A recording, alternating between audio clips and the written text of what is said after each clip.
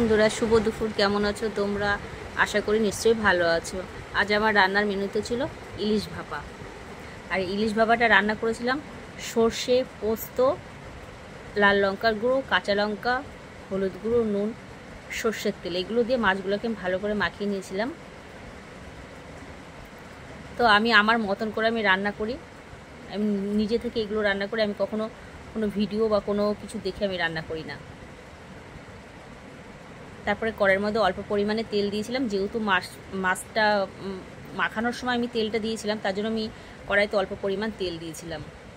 দিয়ে মাছটাকে আমি অল্প সামান্য জল দিয়ে মাছটা ভাপাতে দিয়ে দেবো। এবার একদম নিভা আছে মাছটাকে ঢাকা দিয়ে কমপ্লিট করব। তো দেখো বন্ধুরা, মাছ থেকে তেল ছেড়ে দিয়েছে আর মাছটা কমপ্লিট হয়ে গেছে। মাছটা দেখতেও যতটা সুন্দর লাগছে আর খেতেও ততটা সুন্দর লাগবে। তো আমার এই ভিডিওটা তোমাদের কাছে যদি ভালো লেগে থাকে তাহলে অবশ্যই লাইক কমেন্ট করবে। তোমাদের একটি কমেন্ট আমাকে ভিডিও করার জন্য অনেকটা উৎসাহিত করে। টাটা।